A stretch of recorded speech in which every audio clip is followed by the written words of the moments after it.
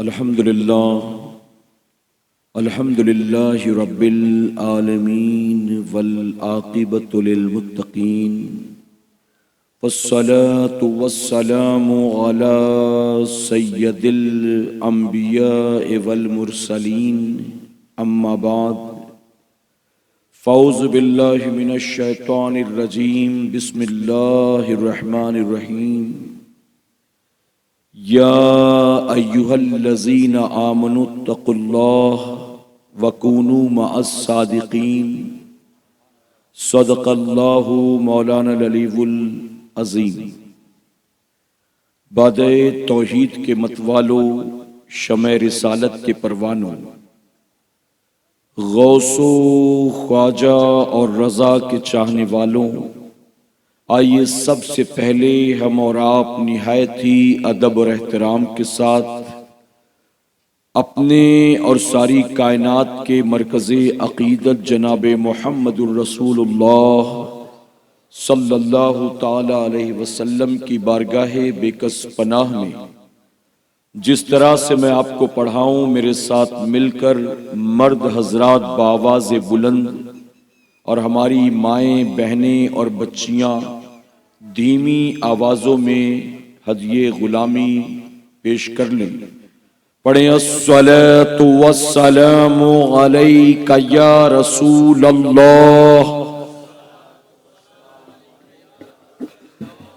الصلاۃ والسلام علیک یا حبیب اللہ، الصلاۃ والسلام علیک یا نبی اللہ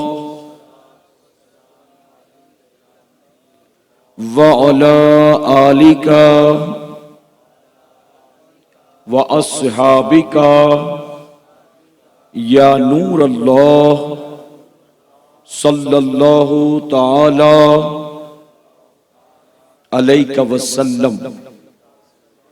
رب کعبہ کی بارگاہ میں دعا ہے، مولا اپنے حبیب صاحب لولاک صلی اللہ تعالی علیہ وسلم کے صدق و طفیل ہم تمام حاضرین اور سامعین کو تو ماہ ربیع الاخر کی برکتوں سے بھرپور مالا مال فرما۔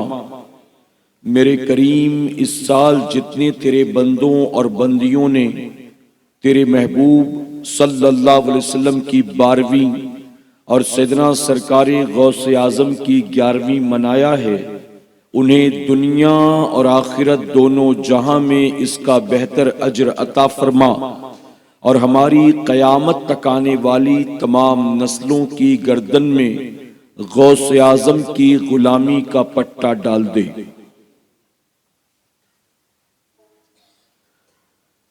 خدا کے فضل سے ہم پر ہے سایہ غوث اعظم کا،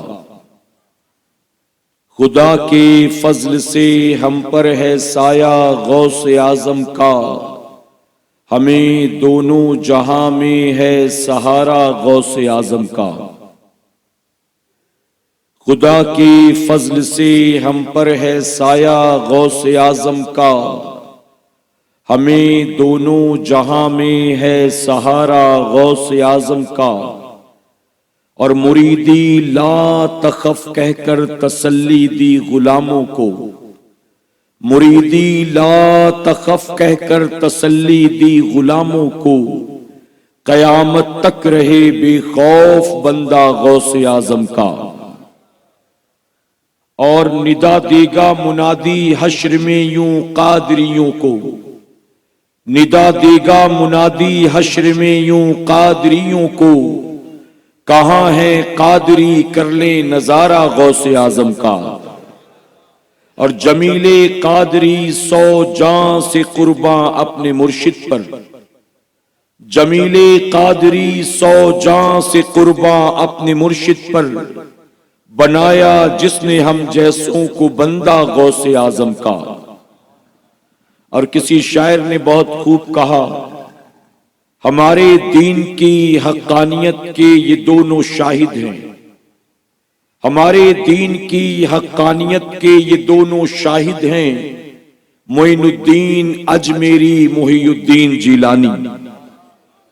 میرے پیارے آقا علیہ الصلوۃ والتسلیم کے پیارے دیوانوں، ہم اور آپ اس وقت موربی کی سرزمین پر جشن غوث اعظم کی محفل میں شریک ہیں۔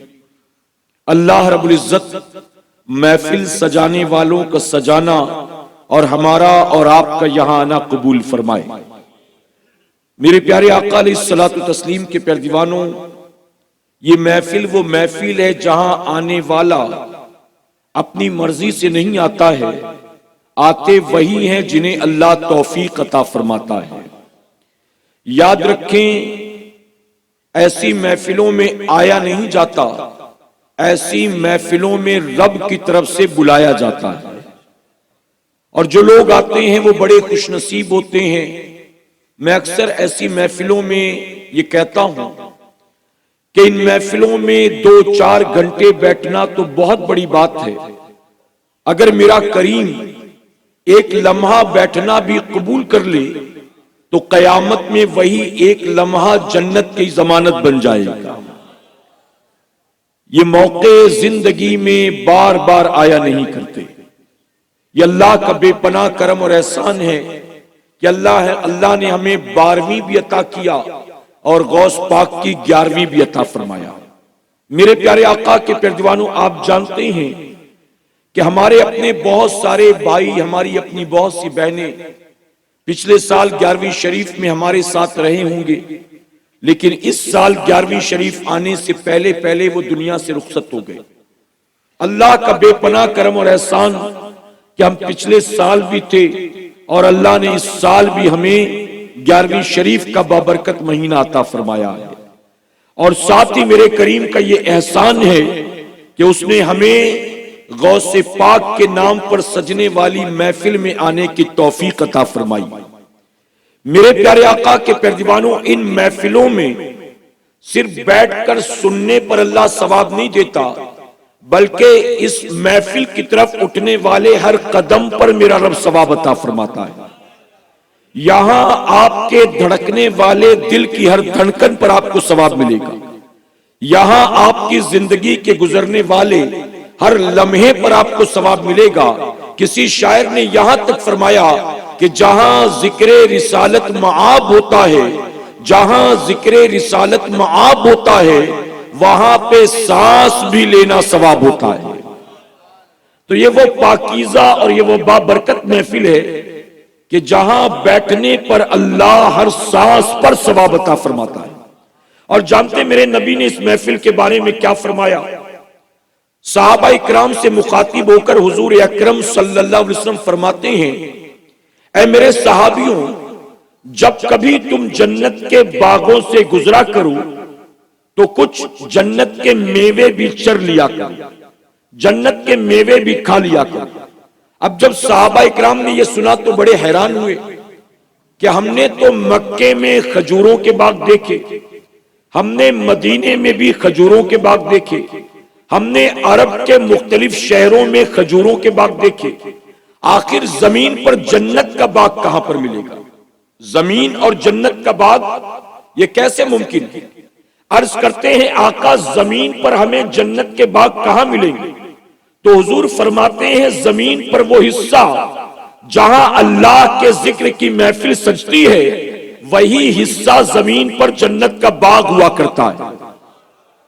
تو پتا چلا موربی والوں، اس وقت ہم ایک گلی میں نہیں بیٹھے ہیں، جنت کے باغ میں بیٹھے ہوئے ہیں۔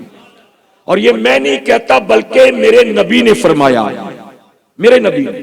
اب میرے پیارے آقا کے پیروانوں، ممکن ہے کسی کے ذہن میں یہ سوال پیدا ہو، آج کل نوجوان لاجک زیادہ ڈھونڈتا ہے، ہر چیز میں لاجک ڈھونڈتا ہے۔ ممکن ہے کوئی کہے گا کہ اگر یہ جنت کا باغ ہے تو نظر کیوں نہیں آتا؟ جنت کا باغ ہے تو نظر بھی تو آنا چاہیے جنت کی طرح۔ تو میرے پیارے آقا کے پیروانوں، آپ جانتے ہیں اللہ تبارک و تعالیٰ قادر مطلق ہے، وہ چاہے تو ہر کسی کو دکھا دے کہ یہ جنت کا باغ ہے، لیکن اللہ کی عادت کریمہ یہ ہے، اللہ دکھا کر نہیں منواتا، محبوب سے کہلوا کر منواتا ہے۔ اللہ دکھا کر نہیں منواتا، محبوب سے کہلوا کر منواتا ہے۔ اب محبوب نے کہہ دیا کہ جنت کا باغ ہے، مانو گے کہ نہیں مانو گے؟ جو ایمان والا ہوگا وہ انکار کرے گا، انکار کرے گا۔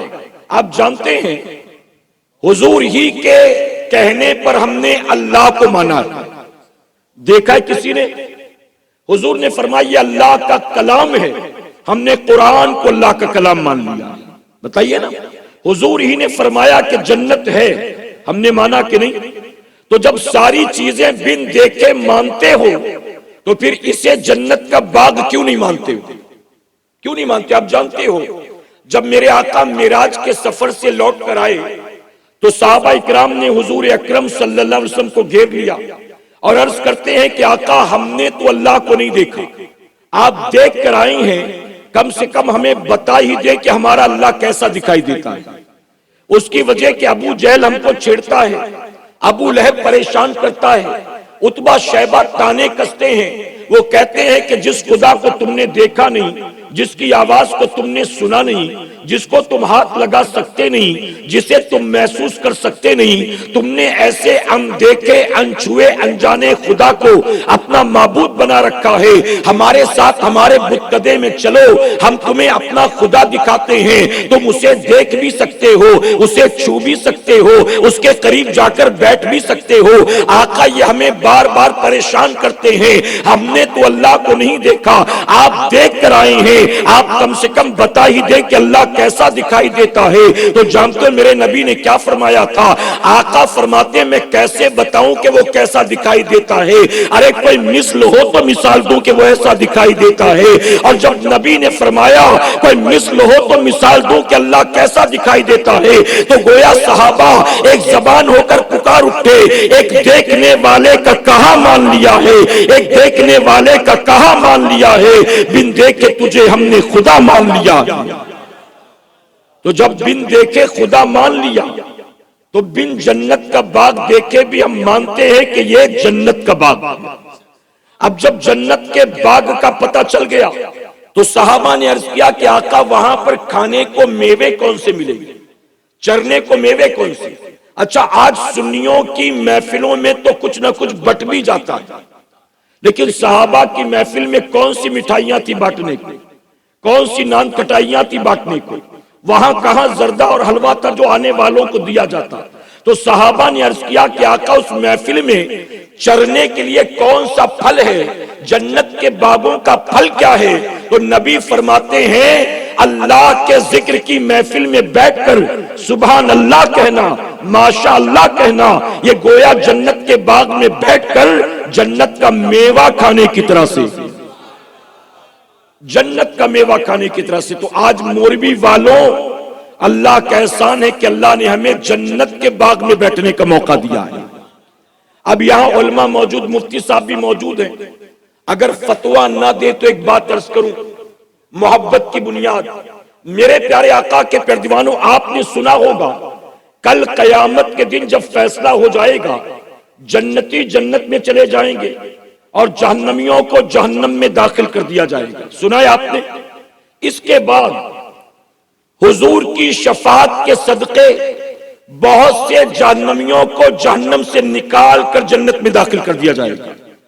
جن کے سینے میں رائی کے دانے کے برابر ایمان ہوگا انہیں بھی جہنم سے نکال کر جنت میں داخل کر دیا جائے گا۔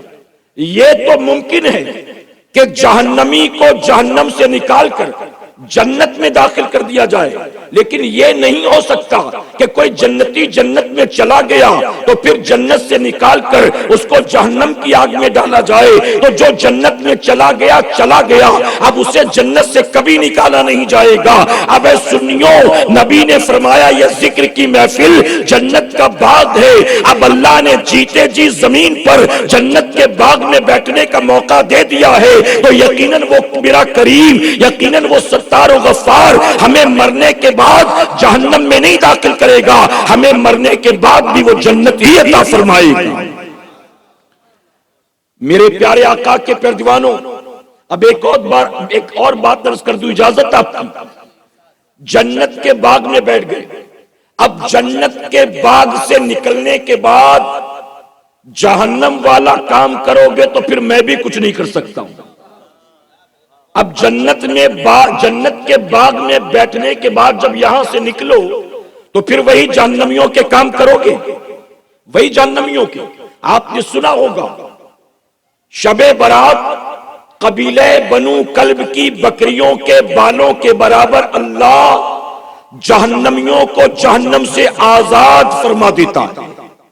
توجہ دیں آپ، نیکوں کو نہیں، پرہیزگاروں کو نہیں، متقیوں کو نہیں، شب بیداروں کو نہیں، عبادت گزاروں کو نہیں، اولیاء صوفیاء کو نہیں، بلکہ علماء فرماتے ہیں وہ لوگ جن پر گناہوں کی وجہ سے جہنم واجب ہو گئی ہو، اللہ اس مبارک رات میں ایسے جہنمیوں کو جہنم سے آزاد کر دیتا ہے۔ تو مبارک شب آئی اور ہم جیسے گناہگار کو رب نے بخش دیا اور ہمیں جنت کا پروانہ دے دیا، لیکن رات کے گزرنے کے بعد ہم پھر شراب پی رہے ہیں، ہم پھر ایم ڈی لے رہے ہیں، ہم پھر جوا کھیل رہے ہیں، ہم سود کے دھندے کر رہے ہیں، ہم سٹے کا نمبر نکال رہے ہیں، ہم زنا کے اڈوں پر جا رہے ہیں۔ تو اللہ نے شب برات میں ہمیں بخش تو دیا تھا، لیکن جنت کا پروانہ پانے کے بعد جب پھر زندگی بھر جہنم کے کام کرو گے تو اب بتاؤ مر کر جنت میں جاؤ گے کہ جہنم میں جاؤ گے؟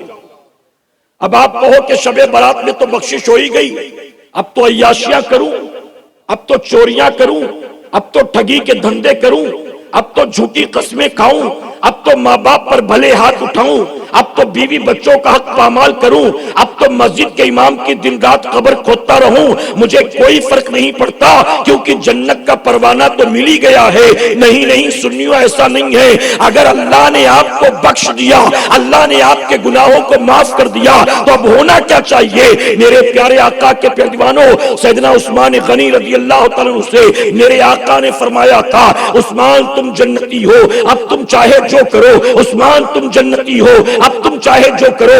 علماء فرماتے حضور نے سب کو جنت دی ہے، لیکن عثمان غنی وہ ہیں جنہوں نے 3 موقع پر حضور سے جنت کو خریدا، اور نبی نے فرمایا عثمان اب کوئی چیز تمہیں نقصان نہیں پہنچا سکتی، تم جنتی ہو، اب تم چاہے جو کرو۔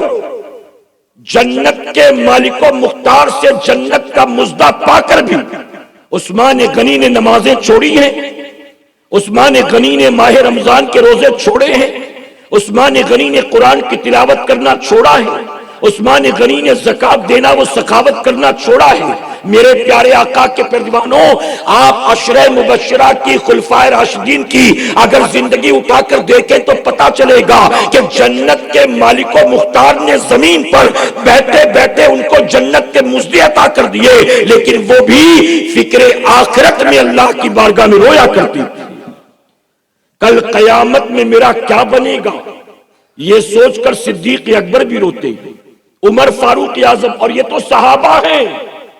حدیث مبارکہ میں آتا ہے قیامت میں انبیاء بھی اس فکر میں ہوں گے کہ پتہ نہیں رب ہمارے بارے میں کیا فیصلہ فرمائے۔ آدم علیہ السلام کے دل میں خیال ہوگا کہیں وہ گندم کا دانہ کھانے کی وجہ سے اللہ یہاں پھر سوال نہ کر لے۔ انبیاء کے بارے میں یہ روایتیں ملتی، اسی لیے فرمایا گیا جب لوگ پریشان ہو کر انبیاء کے پاس جائیں گے، ہر نبی کہے گا اذهبوا الی غیری، کسی اور کے پاس جاؤ، نفسی نفسی، یہاں تو مجھے اپنی فکر پڑی ہے، پتہ نہیں میرے بارے میں رب کیا فیصلہ کرے گا۔ آپ سوچیں کہ جن کے نقش قدم پر چل کر ایک جہنمی جنتی بن جاتا ہے، وہ انبیاء بھی آخرت کی فکر کرتے ہیں، اور آج کے دور کا مسلمان اپنی آخرت کو فراموش کیے بیٹھا ہے۔ اگر اللہ نے جنت کے باغ میں جیتے جی بیٹھنے کا موقع دیا تو اب یہاں سے نکلنے کے بعد جہنمیوں والے کام نہیں کرنا، کہیں انشاءاللہ، اور محبت سے کہیں میرے پیارے آقا علیہ الصلوۃ والتسلیم کے پیارے دیوانوں، یہ محفل پاک سیدنا سرکار غوث اعظم کے نام پر منعقد کی گئی، اور ہم نے غوث اعظم کے نام کی نیاز بھی کھائی۔ آپ جانتے ہیں 11ویں شریف کا مہینہ آتا ہے تو سنی 11 تاریخ کا انتظار نہیں کرتا، 11ویں کا چاند ہوتے ہی غوث پاک کے نام کا لنگر جاری ہو جاتا ہے، غوث پاک کے نام پر محفلیں سجنے لگتی ہیں، غوث پاک کے نام پر نیازوں کا اہتمام ہونے لگتا ہے۔ اب آپ مجھے بتائیں، علماء کی موجودگی میں سوال کرتا ہوں، ہم اپنے مرحومین کے نام پر، دادا کا انتقال ہو گیا، نانا کا، بھائی کا، والد کا، چچا کا، اپنے مرحومین کے نام پر ان کے انتقال کے بعد قرآن خوانی کرتے ہیں، تیجا کرتے ہیں، 8واں 10واں کرتے ہیں، 40واں کرتے ہیں، ان کے نام پر برسی کرتے ہیں، ان کے نام پر نیازیں اور لنگر کرتے ہیں۔ اسی طرح سے بزرگان دین کے نام پر ہم ان کا عرس پاک مناتے ہیں، ان کی بارگاہ میں حاضری دیتے ہیں، ان کے نام پر محفلیں سجاتے ہیں، ان کے نام پر نیازوں کا اہتمام کرتے ہیں، ان کے نام پر جلوس نکالا کرتے ہیں، ان کے نام پر جلسے منعقد کرتے ہیں۔ اب یہ اپنے مرحومین کے نام اور اولیاء صوفیاء کے نام ہم جتنے کام کر رہے ہیں، ان سارے کاموں کا اصل مقصد کیا ہے؟ ان ساری چیزوں کو ہم کیوں کرتے ہیں؟ میں یہ سمجھانے کی کوشش کروں گا، اجازت ہے آپ کی؟ میرے پیارے آقا کے پردیوانوں، اپنے مرحومین کے نام پر ہو یا بزرگان دین کے نام پر، ہم جتنی چیزیں کرتے ہیں، ان تمام چیزوں کے اصل میں دو مقصد ہیں۔ ایک تو ان کی محبت کا ثبوت دینا، اور دوسرا انہیں ایصال ثواب کرنا۔ یہی مقصد ہوتا ہے نا؟ ہم غوث پاک کے نام پر محفل کر رہے ہیں، کیوں؟ ہم غوث پاک سے محبت کرتے ہیں۔ ہم نے غوث پاک کے نام پر نیاز کی، کیوں؟ کیونکہ ہم غوث پاک سے محبت کرتے ہیں۔ ہم نے غریب نواز کی بارگاہ میں حاضری دی، کیوں؟ کہ ہم غریب نواز سے محبت کرتے ہیں۔ ہم نے غریب نواز کی بارگاہ میں چادر چڑھائی، چھٹی منائی، کیوں؟ کہ ہم ان سے محبت کرتے ہیں۔ ہم نے نانا دادا کا تیجا 40واں 8واں 10واں برسی کی، کیوں؟ کیونکہ ہم ان سے محبت کرتے ہیں۔ تو ایک مقصد ہے محبت، اور دوسرا ہے ایصال ثواب۔ ایصال ثواب کا مطلب کیا ہے؟ سمپل سا مفہوم۔ ایصال کا مطلب ہوتا ہے پہنچانا، اور ثواب کا مطلب ہوتا ہے نیکی، نیک کام۔ یعنی کوئی کام کریں ہم اور دعا یہ کریں یا یہ نیت کریں، اے اللہ اس کا ثواب فلاں ابن فلاں کو عطا فرما، تو یہ کہتے ہیں اسے ایصال ثواب۔ ہم نے قرآن شریف پڑھا، یاسین شریف پڑھا، ہم نے فاتحہ خوانی کی، اور ہم نے کہا اللہ اس کے یہ بطور تحفہ مخدوم کی چوچا کی بارگاہ میں پیش کرتا ہوں، قبول فرما۔ بطور تحفہ غریب نواز کی بارگاہ میں پیش کرتا ہوں، قبول فرما۔ اسے ایصال ثواب کہتے ہیں۔ اسی طرح اپنے مرحومین کے نام جو کر رہے ہیں، ایصال ثواب۔ میرے پیارے آقا کے پیروانوں، تو دو مقصد ہیں، محبت کا ثبوت اور دوسرا ایصال ثواب۔ ان دو کے علاوہ تیسرا کوئی مقصد ہے؟ تیسرا کوئی ایم ہے؟ بھیڑ بھاڑ جمع کرنا، چندے وصولنا، لوگوں کو عالی شان دعوت کرانا، یہ مقصد ہے؟ اپنی واہ واہی، اپنا نام کرنا؟ نہیں، بلکہ دو مقصد، محبت کا ثبوت اور ایصال ثواب۔ اب میرے پیارے آقا کے پردیوانوں، ہم جتنی چیزیں یہ اولیاء اکرام کے نام پر کریں، ان ساری چیزوں کا مقصد محبت اور ایصال ثواب۔ اب یہ محبت جو ہے، یہ کسی معمولی چیز کا نام نہیں۔ آپ جانتے ہیں محبت کسے کہتے ہیں؟ محبت کی ڈیفینیشن کیا ہے؟ محبت دل کی ایک کیفیت کا نام ہے۔ بایزید بسطامی رحمت اللہ علیہ فرماتے ہیں، کسی پسندیدہ شے کی طرف دل کا خود بخود مائل ہونا، یہ محبت ہے۔ کوئی چیز آپ کو پسند ہے اور آپ کا دل اس کی طرف مائل ہو رہا ہے، یہ محبت ہے۔ آگے بات سمجھ میں آپ کے؟ تو دل کی ایک کیفیت کا نام محبت ہے۔ اب محبت کتنی بڑی چیز ہے، سننے میں بظاہر معمولی، لیکن محبت کتنی بڑی چیز ہے۔ میرے آقا صلی اللہ علیہ وسلم نے اسی محبت کے بارے میں فرمایا، تم اس وقت تک کامل مومن نہیں ہو سکتے جب تک کہ اپنی جان سے زیادہ مجھے اپنا محبوب نہ بنا لو۔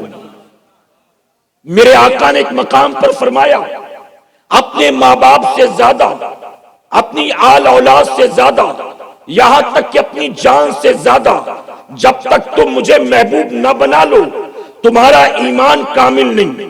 تو گویا حضور نے ایمان کا دار و مدار بھی اسی محبت پر رکھا ہے، اسی محبت پر۔ میرے پیارے آقا کے پردوانوں، ایک چیز تو سمجھ میں آ گئی کہ ایمان کا دار و مدار محبت پر۔ اب دوسری چیز، محبت کتنی بڑی چیز کا نام ہے۔ بڑی مشہور حدیث مبارکہ، ایک صحابی رسول نے حضور اکرم صلی اللہ علیہ وسلم کی بارگاہ میں عرض کیا تھا، یا رسول اللہ صلی اللہ علیہ وسلم قیامت کب آئے گی؟ سنا ہے نا آپ نے، قیامت کب آئے گی؟ تو میرے آقا نے جواب نہیں دیا، کاؤنٹر کوشچن کیا۔ میرے نبی نے فرمایا تم مجھ سے قیامت کے بارے میں سوال کرتے ہو، تم بتاؤ کہ تم نے قیامت کی کون سی تیاری کر رکھی ہے؟ اب جانتے ہیں جس سے سوال کیا گیا وہ سارے نبیوں کا امام ہے، اور جس نے سوال کیا وہ زمین کا ذرہ نہیں آسمان کا ستارہ ہے۔ نبی فرماتے میرے سارے صحابہ آسمان کے ستاروں کے مانی، تو جنہوں نے سوال کیا وہ ہمارے اور آپ کی طرح عام مسلمان نہیں تھا، وہ آسمان کے ستاروں کی طرح، نبی نے خود فرمایا۔ جنہوں نے سوال کیا ان کی شان کیا ہے؟ خود میرے نبی فرماتے تم اللہ کی راہ میں احد پہاڑ کے برابر سونا صدقہ کرو، اور میرا صحابی اللہ کی راہ میں مٹھی بھر جو صدقہ کرے، اللہ کے نزدیک تمہارے احد پہاڑ کے سونے سے زیادہ میرے صحابی کا مٹھی بھر جو پسندیدہ۔ سوال کرنے والے وہ صحابی، آقا نے فرمایا تم نے کون سی تیاری کر رکھی؟ اب وہ جانتے ہو کیا کہتے ہیں؟ کہتے آقا میرے پاس نہ نمازوں کا انبار ہے نہ نیکیوں کا ذخیرہ ہے۔ اب بتائیے نہیں ہوگا ان کے پاس؟ نہیں ہوگا؟ یقیناً تھا، ہمارے اور آپ کی طرح نہیں تھے جمعہ کی 2 رکعت کے نمازی، ہمارے اور آپ کی طرح نہیں تھے بڑی راتیں آئی تو مسجد کا رخ کیا، بڑا دن آیا تو مسجد کا رخ کیا، علاوہ اس کے ہفتے بھر مسجد کی طرف پلٹ کر دیکھتا نہیں ہے۔ ہمارے اور آپ کی طرح نہیں تھے کہ سر میں درد ہوا تو روزہ چھوڑ دیا، سحری میں آنکھ نہیں کھلی تو روزہ چھوڑ دیا، آج پیٹ بہت دکھ رہا تھا تو روزہ چھوڑ دیا، اگر دن میں کام بہت زیادہ تھا تو روزہ چھوڑ دیا۔ کیا بتاؤ وہ ہماری طرح رہے ہوں گے؟ اے سرکار مدینہ کے پردوانوں، کیا نیکیوں کو چھوڑنے والے ہوں گے؟ نہیں نہیں، بلکہ ان کے پاس سب کچھ تھا، لیکن سب ہو کر بھی کہتے ہیں آقا میرے پاس کچھ بھی نہیں ہے، ایک چیز ہے جس پر سارا دار و مدار ہے، جس پر میں ڈیپینڈ ہوں۔ آقا نے فرمایا وہ کیا ہے؟ عرض کرتے ہیں آقا وہ آپ کی محبت۔ پتا چلا صحابہ بھی تقوی و طہارت پر ناز نہیں کرتے تھے، عبادت اور ریاضت پر ناز نہیں کرتے تھے، سجدوں اور تلاوت پر ناز نہیں کرتے تھے، وہ بھی ناز کرتے تھے تو نبی کی محبت پر ناز کرتے تھے، نبی کی محبت پر۔ عرض کرتے آقا میں سب سے زیادہ آپ سے محبت کرتا ہوں، اور اسی محبت پر سارا دار و مدار۔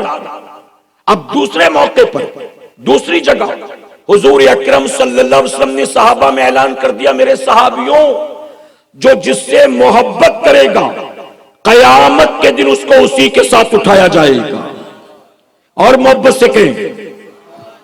صحابی عرض کرتے آقا سب سے زیادہ آپ سے محبت، اور دوسرے مقام پر نبی نے فرمایا جو جس سے محبت کرے گا قیامت میں اس کو اسی کے ساتھ اٹھایا جائے گا۔ اب حضور کے صحابی جناب انس بن مالک رضی اللہ عنہ فرماتے ہیں، یہ کون ہے انس بن مالک؟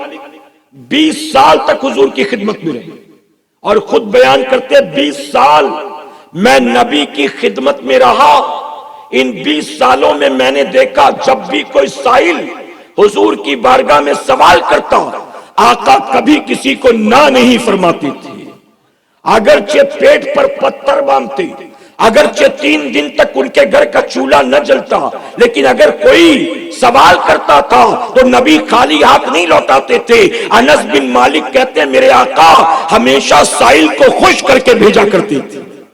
اب بات آئی تو ایک محبت کی بات عرض کر دوں، آپ نے حاتم طائی کا نام تو سنا ہوگا، الف لیلا کی داستانوں میں نام آتا ہے، یہ فینٹیسی والا کیریکٹر نہیں ہے سپرمین اسپائڈر مین کی طرح، بلکہ ریالٹی میں ایک بندہ گزرا ہے حاتم طائی۔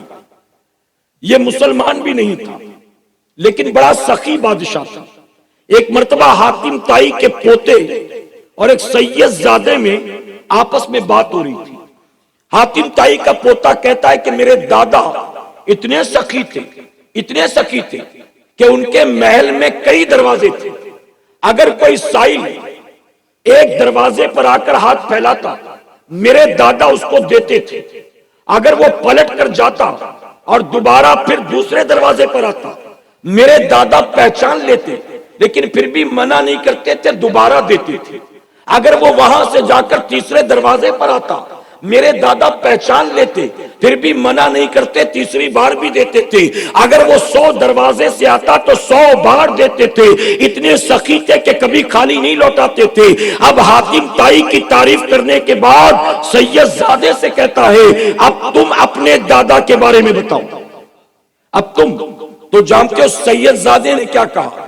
سید زادے کہنے لگے کہ میرے دادا کا، میرے نانا کا کوئی محل نہیں تھا، مدینے میں چھوٹا سا مکان تھا، ایک ہی دروازہ تھا، کوئی 20 دروازے بھی نہیں تھے، ایک ہی دروازہ تھا، مکان بھی چھوٹا تھا۔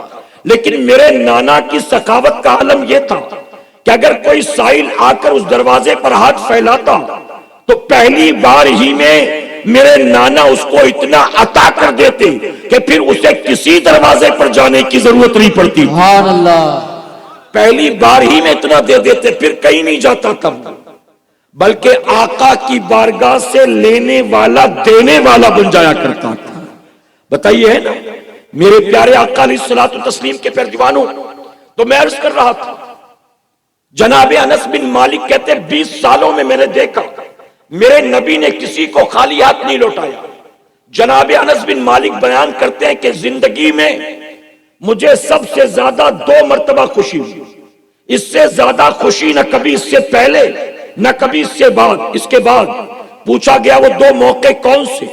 کہتے سب سے پہلا موقع تو وہ جس دن میں نے اسلام قبول کیا تھا۔ محبت سے کہیں مجھے سب سے زیادہ خوشی اس دن ہوئی جس دن میں نے کلمہ پڑھا، اور دوسری مرتبہ مجھے اتنی ہی خوشی اس دن ہوئی جب میں نے نبی کا فرمان سنا کہ جو جس سے محبت کرے گا قیامت میں اس کو اسی کے ساتھ اٹھایا جائے گا۔ کیوں؟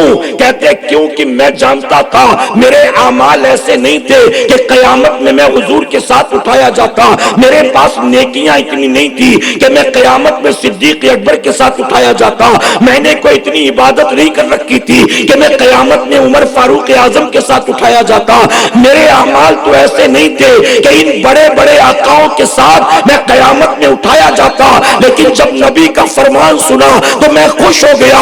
اب عمل کی وجہ سے قیامت میں ان کے ساتھ نہیں اٹھایا جاؤں گا، ان کی محبت کی وجہ سے قیامت میں ان کے ساتھ اٹھایا جاؤں گا۔ نعرہ تکبیر، نعرہ رسالت۔ میرے امام پکار اٹھے جب ایمان کا دار و مدار محبت پر، قیامت میں کس کا کیا بنے گا اس کا دار و مدار محبت پر، تو فرماتے اے عشق تیرے صدقے جلنے سے چھٹے سستے۔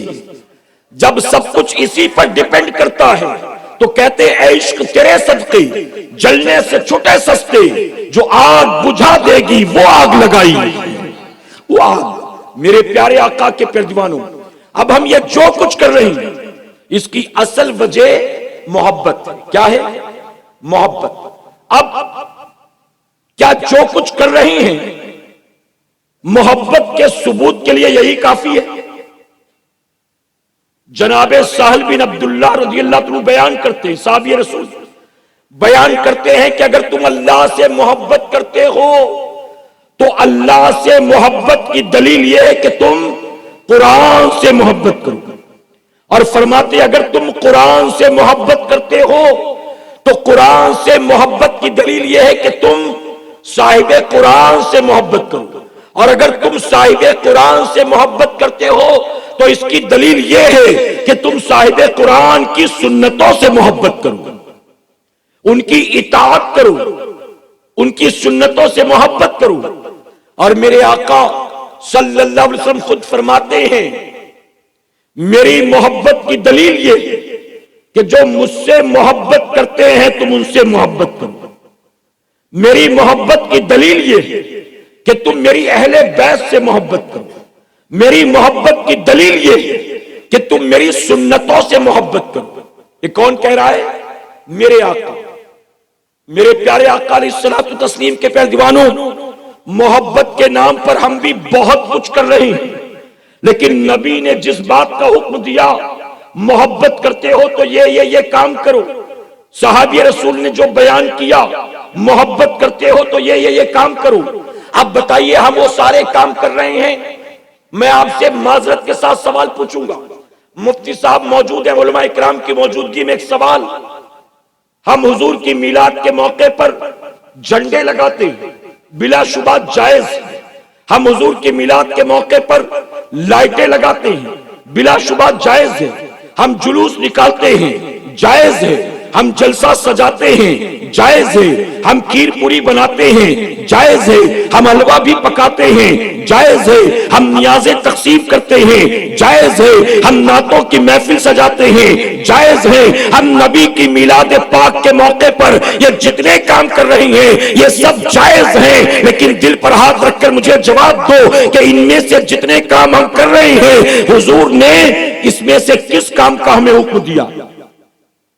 کس کام کا؟ میرے نبی جب زمین پر جلوہ گر ہوئے، اب دوسرا سوال، جب آقا زمین پر جلوہ گر ہوئے 12 ربیع الاول شریف کو، تو میرے نبی نے آنے کے بعد خود سب سے پہلے کون سا کام کیا؟ سب سے پہلے کون سا کام؟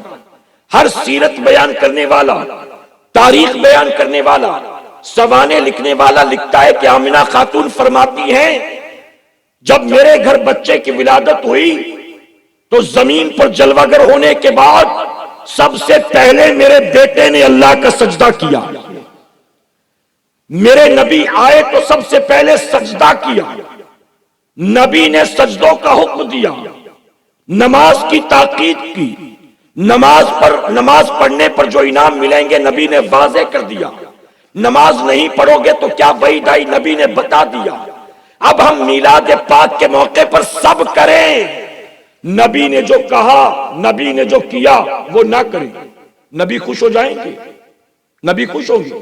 ہم غوث پاک کے نام پر سب کچھ کر رہے ہیں. غوث اعظم کی بارگاہ میں جب بھی کوئی شخص آتا، تنگ دستی کی شکایت کرتا، بے روزگاری کی شکایت کرتا، غریبی کی شکایت کرتا، ڈپریشن کی شکایت کرتا، غوث پاک کی بارگاہ میں جب بھی کوئی آتا اور کسی طرح کی شکایت کرتا تھا تو غوث پاک کیلے نہیں دیتے تھے، اس کو ڈورے دھاگے نہیں دیتے تھے، غوث پاک تعویذ نہیں دیتے تھے. ہر آنے والے کو ایک ہی نسخہ دیتے تھے، اور وہ کیا تھا؟ آپ فرماتے نماز کی پابندی کرو. غلط تو نہیں کہہ رہا ہوں میں؟ نبی نے نماز کا حکم دیا. غوث اعظم نماز کی تاکید کرتے، اور غوث اعظم نماز کی تاکید کیوں نہ کریں؟ غوث اعظم جانتے تھے یہ نماز میرے نانا کی آنکھوں کی ٹھنڈک ہے. غوث پاک جانتے تھے یہ نماز، اللہ نے قرآن میں تقریباً 700 مقامات پر نماز کا حکم دیا. یہ نماز ہی تو ہے کہ جس کی خاطر میرے نانا رات رات بھر کھڑے رہتے تھے، آپ کے پائے ناز میں ورم پڑ جاتا تھا. اللہ یہ نہیں فرماتا تھا محبوب جا نمازیں معاف کر دی، اللہ آرام کا تو حکم دیتا تھا لیکن نماز کو معاف نہیں فرمایا اللہ نے. اس کے بعد دیکھا تھا غوث اعظم نے امام حسین، یہی نماز تو تھی جس کی حفاظت کے لیے کربلا کے میدان میں آئے تھے. آپ 3 دن کے بھوکے پیاسے تھے، آپ کی آنکھوں کے سامنے آپ کے اپنوں کی لاشیں تھی، آپ کی خون کی پیاسی 22,000 ننگی تلواریں آپ کے سر پر لہرا رہی تھی. اس کے باوجود امام حسین نے تپتے ہوئے صحرا میں اللہ کا سجدہ کیا ہے اور سجدے کی حالت میں اپنے سر کو کٹا دیا ہے. غوث اعظم نے دیکھا تھا جب میرے بابا علی کو جنگ میں کوئی تیر لگتا تھا اور لوگ تیر نکالنا چاہتے تھے تو بابا علی درد کی تاب نہیں لا پاتے تھے، لیکن وہی علی جب مصلی پر اللہ اکبر کہہ کے کھڑے ہو جاتے تھے ان کے تیر کو نکال لیا جاتا تھا، انہیں خبر بھی نہیں ہوتی تھی.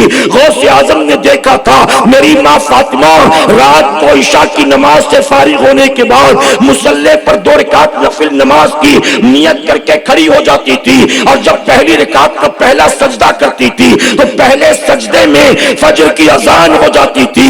ابھی سجدے مکمل نہیں ہوتے تھے، ابھی 2 رکعت پوری نہیں ہوتی تھی کہ پوری رات گزر جاتی تھی، اور حضرت فاطمہ سجدے سے روتے ہوئے سر اٹھاتی تھی اور رب کی بارگاہ میں عرض کرتی تھی اے اللہ ابھی سجدے پیشانی میں مچلتے رہتے ہیں، ابھی تیری بندی فاطمہ کے دل کو قرار بھی نہیں ملتا کہ تیری رات ختم ہو جاتی ہے. اے اللہ میں تیری بارگاہ میں دعا کرتی ہوں مجھے موت دینے سے پہلے ایک تو ایسی رات دے دینا کہ میں جی بھر کے تیرا سجدہ کر سکوں۔ غوث اعظم نے دیکھا تھا اپنی ماں فاطمہ کے سجدوں کو، غوث اعظم نے امام زین العابدین کی نمازیں دیکھی تھی، امام زین العابدین اللہ اکبر عابد بیمار اپنے مکان میں نماز پڑھ رہے تھے، اچانک گھر کے کونے میں آگ لگ گئی۔ جب آگ کی وجہ سے شور ہوا، اڑوسی پڑوسی جمع ہوئے، ان سب نے مل جل کر آگ کو بجھایا ہے۔ آپ خشوع اور خضوع کے ساتھ نماز پڑھتے رہے۔ آپ نے جب سلام پھیرا ہے تو محلے والوں نے پوچھا آپ کے مکان میں آگ لگ گئی تھی، آپ اطمینان سے نماز پڑھ رہے تھے، ارے ہم نے جمع ہو کر آگ کو بجھایا، آپ کو خبر بھی نہیں ہوئی؟ تو کیا جواب دیا تھا عابد بیمار نے؟ آپ نے فرمایا تھا جس کی آنکھوں کے سامنے جہنم کی آگ ہو اس کے لیے دنیا کی آگ کیا معنی لگتی ہے؟ ارے میں جہنم کی آگ کو بجھانے میں لگا تھا، تم دنیا کی آگ کو بجھانے میں لگے تھے۔ غوث اعظم نے دیکھا تھا نانا کو پیار ہے تو نماز سے پیار ہے، نماز نانا کی آنکھوں کی ٹھنڈک ہے، نماز مومن کی معراج ہے، نماز حق و باطل کے درمیان فرق پیدا کرنے والی چیز ہے، نماز ہی رضا الہی کا ذریعہ ہے، نماز ہی قبر کے عذاب سے نجات دے گی، نماز ہی قبر کے اندر نور پیدا کرے گی، نماز ہی روزی میں برکت کا سبب ہے۔ ارے نماز ہی تو ہے جس کی خاطر صحابہ اکرام نے اپنی جانوں کے نذرانے پیش کیے ہیں، پھر غوث اعظم نماز کیسے چھوڑ سکتے تھے؟ میرے پیارے آقا کے پردوانوں، آج ہم سے نماز چھوٹ جاتی ہے اور باقی کچھ بھی نہیں چھوٹتا۔ ایک میری قوم کا جوان 11ویں کے موقع پر پوری رات گلیوں کو سجاتا تو ہے لیکن فجر کی نماز نہیں پڑھتا، پوری رات دیگیں چڑھی ہوتی ہے اور نیازیں پک رہی ہوتی ہیں، لیکن نیاز پکانے والوں سے پوچھو تم نے عشاء کی نماز کو ادا کیا ہے، تم نے فجر کی نماز کو ادا کیا ہے؟ وہ غوث پاک کے نام پر نیازیں تو کریں گے لیکن اللہ کا سجدہ نہیں کریں گے۔ میرے پیارے آقا کے پردوانوں، ایک چبھتی بات عرض کرنا چاہوں گا، آپ کی دیگیں، آپ کے جھنڈے، آپ کے چندے، آپ کی نیازیں غوث پاک کیا خاک قبول کریں گے؟ غوث پاک کو بے نمازی سے اتنی نفرت ہے کہ فرماتے بے نمازی کو مسلمانوں کے قبرستان میں دفن مت کرو۔ ایک مسلمان جو کہ بے نمازی ہو، مسلمانوں کے قبرستان میں دفنایا جائے، غوث اعظم کو یہ بھی پسند نہیں تو غوث اعظم کو اس کے تحفے پسند ہوں گے، اس کا تحفہ پسند ہوگا۔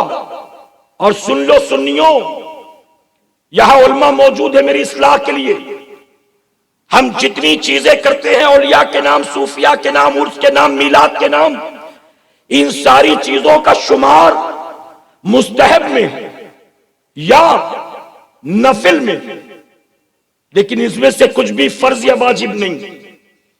نہ غوث پاک کے نام پر محفل سجانا فرض، نہ جلوس نکالنا واجب، نہ لنگر کرنا فرض، نہ گلی سجانا واجب۔ اور سنو سیدنا عمر فاروق اعظم کیا فرماتے؟ عمر فاروق اعظم فرماتے جس بندے پر فرض کا قرض باقی ہو اللہ اس کے نوافل کو قبول نہیں کرتا ہے۔ فرض کا قرض باقی ہو اللہ نوافل قبول نہیں کرتا، اور تم نے سمجھا ہے کہ مستحب پر عمل کر کے تم جنت میں چلے جاؤ گے۔ میں آپ کو ایک مثال دے کر سمجھاتا ہوں۔ کسی کا 58 سال 60 62 سال کا بوڑھا باپ اپنے 20 22 سال کے بیٹے سے کہے بیٹے آج شام کو کام پر سے آنے لگنا تو یہ میری چٹھی لے جا، میڈیکل کی دوا لیتے آنا۔ بیٹا باپ کے ہاتھ سے بڑھ کر چٹھی لے اور موڑ کر اس کو اس کے سامنے پھینک دے اور کہے میرے پاس فالتو کاموں کے لیے ٹائم نہیں ہے۔ باپ کا دل خوش ہوگا؟ خوش ہوگا باپ کا دل؟ 2-4 دن کے بعد باپ نے سوچا شاید اس دن غصے میں رہا ہوگا، شاید اس دن موڈ خراب رہا ہوگا، چلو آج پھر ہمت کر لے۔ باپ نے کہا بیٹا شام ہوتی ہے نا تو 3-4 دن سے مجھے ٹھنڈی لگنے لگتی ہے، بخار جیسا آتا ہے، بدن دکھتا ہے، پتہ نہیں ملیریا تو نہیں ہو گیا، ڈینگو تو نہیں ہو گیا، بیٹا آج شام کو تھوڑا جلدی آ جانا کام پر سے تو ڈاکٹر کے پاس چلے جائیں۔ بیٹا پھر اپنے باپ کو جھڑک دے کہے میں نے کہا نا میرے پاس فالتو کاموں کے لیے ٹائم نہیں، خود سے جا کر دوا نہیں لے سکتے، کسی اور کے ساتھ جا کر دوا نہیں لے سکتے، میں لے جاؤں گا تبھی اچھے ہوں گے، میرے پاس ٹائم نہیں ہے میں جا رہا ہوں۔ چلا گیا جھڑک کر۔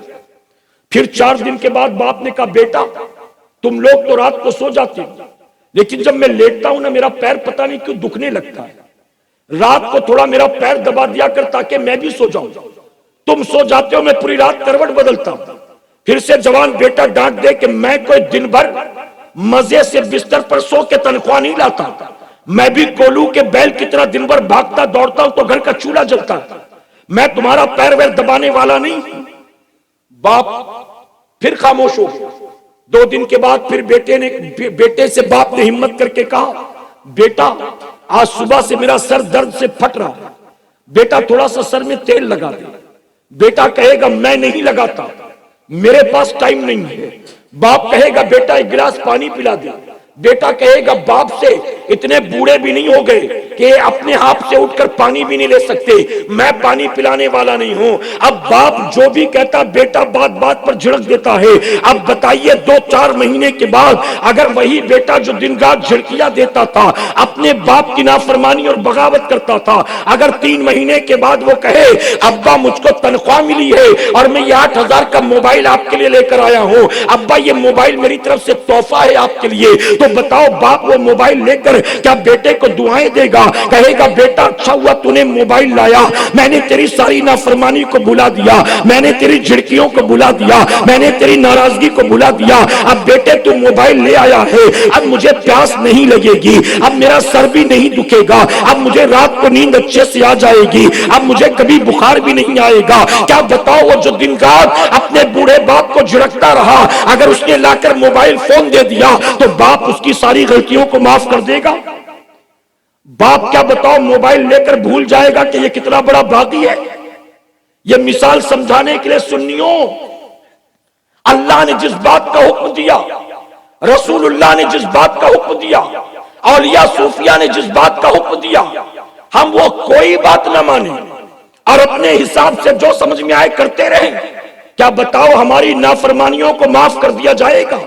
ہماری بغاوتوں کو معاف کر دیا جائے گا؟ سنو، آپ کے گجرات کی سرزمین پر کوئی ایسا شخص ہو جو لکھ پتی کروڑ پتی نہیں ارب پتی ہو، اور اس ارب پتی شخص کو یہ شوق ہو کہ میں اپنے مال کے ذریعے ہر گاؤں میں ایک مسجد بنواؤں گا، ہر گاؤں میں ایک مدرسہ تعمیر کرواؤں گا۔ وہ اپنا مال لاکھوں کروڑوں میں خرچ کر کے ہر گاؤں میں مسجد بناتا ہے، مدرسہ تعمیر کراتا ہے، علماء کی خدمت کرتا ہے، بہت خرچ کرتا ہے۔ بتاؤ اچھا کام کر رہا ہے کہ برا؟ جی بہت اچھا کام کر رہا ہے، لیکن وہ زندگی میں خود کبھی نماز نہیں پڑھتا۔ اس نے مسجدیں بنوا دی تھے تاکہ گاؤں والے نماز پڑھیں، ان کی سہولت ہو جائے، ان کے لیے آسانی اور انتظام ہو جائے، لیکن خود ایک وقت کی نماز نہیں پڑھتا۔ اب بتاؤ قیامت میں اس کا نماز نہ پڑھنا اللہ معاف فرما دے گا؟ کہ اس کی وجہ سے لاکھوں پڑھتے تھے یہ نہیں پڑھتا تھا، کوئی بات نہیں، معاف کر دیا جائے گا؟ اسی لیے میرے آقا نے فرمایا قیامت میں اللہ سب سے پہلے نماز کا حساب لے گا۔ کس کا لے گا؟ جو پڑھتا ہے وہ بھی جانتا ہے، جو نہیں پڑھتا وہ بھی جانتا ہے۔ اچھا جو نہیں پڑھتے وہ بولنے میں بھی ڈر رہے ہیں، نہیں بولو گے تو بھی تو سوال وہی ہوگا نا۔ سب سے پہلے قیامت میں کس کا حساب ہوگا؟ ڈیگ کا، چمدے کا؟ اجمیر گیا تھا کہ نہیں؟ چادر پیش کی تھی کہ نہیں؟ خالی ہاتھ مزار پہ کیسے جانے کی ہمت ہوئی؟ 51 روپے کا پھول بھی نہیں لے سکتا تھا؟ یہ سوال ہوگا؟ قیامت میں چائنا کے بلب کا سوال نہیں ہوگا، محمد علی روڈ کے جھنڈوں کا سوال نہیں ہوگا، ارے جلوس میں نکلا تھا کہ نہیں نکلا تھا یہ نہیں پوچھا جائے گا۔ 1450 سال پہلے میرے نبی نے فرما دیا قیامت میں سب سے پہلے نماز کا حساب لیا جائے گا، اور آگے آقا نے فرما دیا اگر نمازیں صحیح ہیں تو تو جو کچھ کر کے آیا ہے اللہ سب کچھ قبول کر لے گا، اور اگر نماز صحیح نہیں ہے تو جو کچھ کر کے آیا ہے وہ سب تیرے منہ پر اٹھا کر مار دیا جائے گا۔ میرے پیارے آقا کے پیروانوں، ہم سنیوں کو ایک بہت بڑی غلط فہمی یہ بھی کہ کسی اچھے پیر کا دامن پکڑ لو پھر تم کچھ کرو نہ کرو پھر بھی تم جنت میں چلے جاؤ۔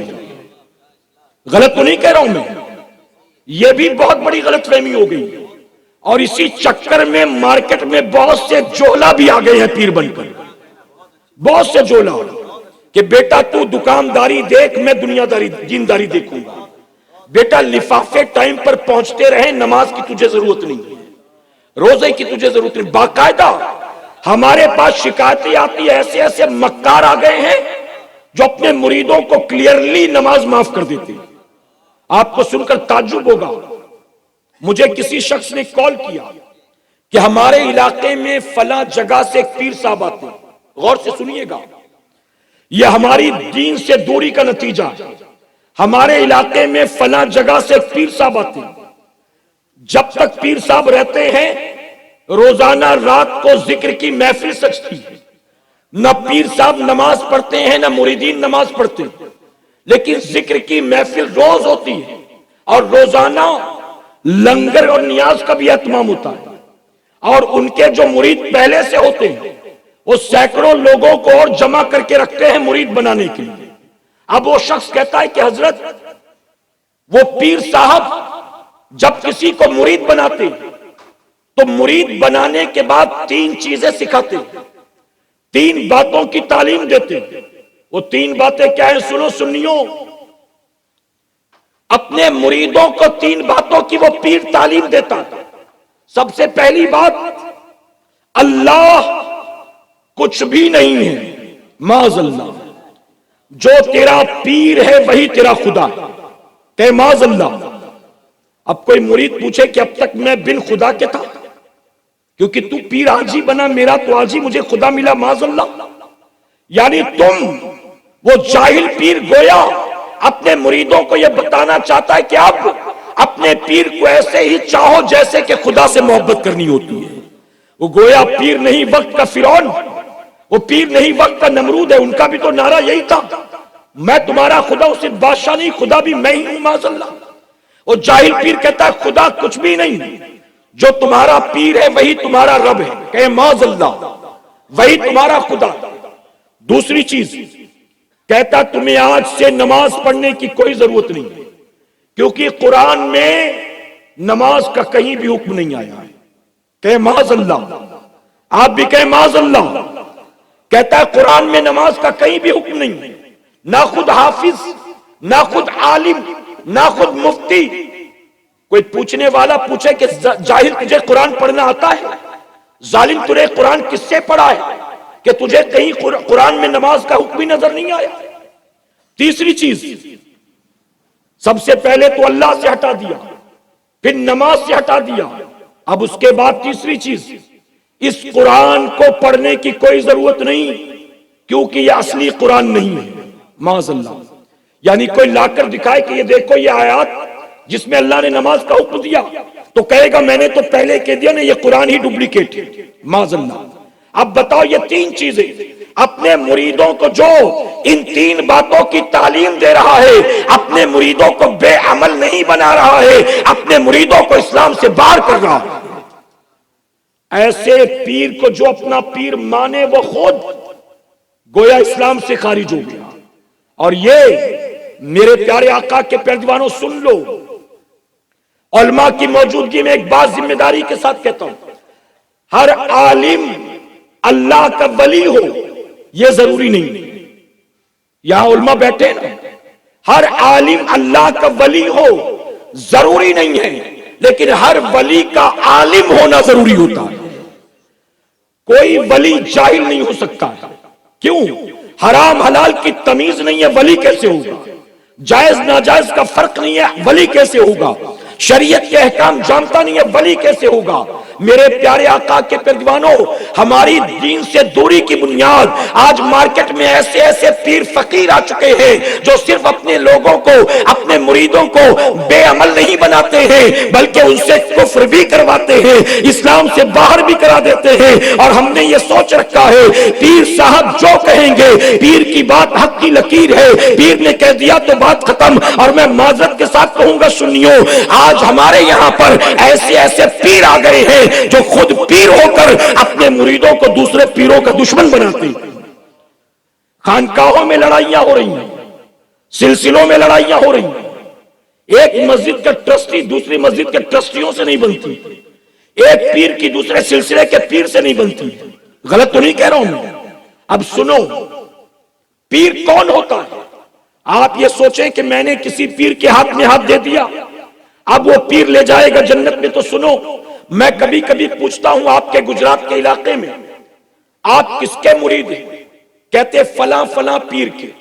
میں سوال پوچھتا ہوں میرے بھائی برا مت ماننا، میں آپ کے پیر کو پرسنلی جانتا نہیں، میں آپ کے پیر سے کبھی ملا نہیں، آپ کے پیر سے میری کوئی ذاتی دشمنی نہیں. میں چونکہ اصلاحی گفتگو کرتا ہوں تو اصلاح کے طور پر ایک سوال پوچھتا ہوں، آپ کو مرید ہوئے کتنے سال ہو گئے؟ وہ جواب دیتا ہے الحمدللہ مجھے 10-12 سال ہو گئے حضرت سے مرید ہوئے.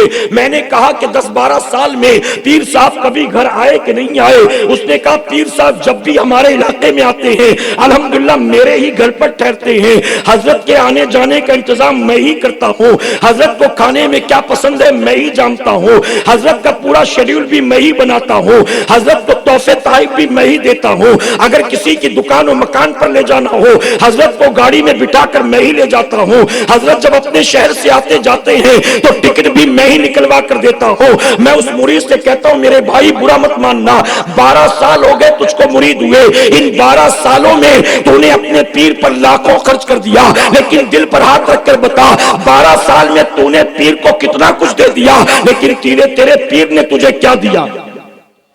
تیرے پیر نے کبھی پوچھا کہ بیٹا ذرا 5 کلمہ تو پڑھ کے سنا، بیٹا ذرا مجھ کو غسل کے فرائض بتا، بیٹا ذرا وضو کا طریقہ بتلا؟ کبھی پیر نے پوچھا ہے؟ میرے پیارے آقا کے پیروانوں، آپ جانتے ہیں پیر وہ نہیں ہوتا ہے ہم جس کی خدمتیں کریں اور یہ امید رکھے کہ یہ ہم کو جنت میں لے کر جائے گا، بلکہ پیر وہ ہوتا ہے جو اپنے بے عمل مریدوں کو عمل کے راستے پر چلاتا ہے، اپنے داڑھی منڈانے والے مرید کو داڑھی رکھنے کی تاکید کرتا ہے، اپنے مرید کو جو حرام کے دھندے کرتا ہے حرام سے توبہ کرواتا ہے. بلکہ شاعر مشرق ڈاکٹر اقبال نے کہا پیر وہ ہوتا ہے جو بے نمازی مریدوں کو نمازی بنا دیتا ہے، اور فرماتے پیر وہ ہوتا ہے اگر مرید نمازی ہو تو پیر نمازی مرید کو تہجد گزار بنا دیتا ہے. سنیوں میں پوچھتا ہوں اس کائنات میں میرے نبی سے بڑا کوئی پیر گزرا ہے؟ اس کائنات میں صدیق اکبر سے بڑا کوئی مرید گزرا ہے؟ لیکن پیر کی عبادت دیکھو، مرید کی عبادت دیکھو.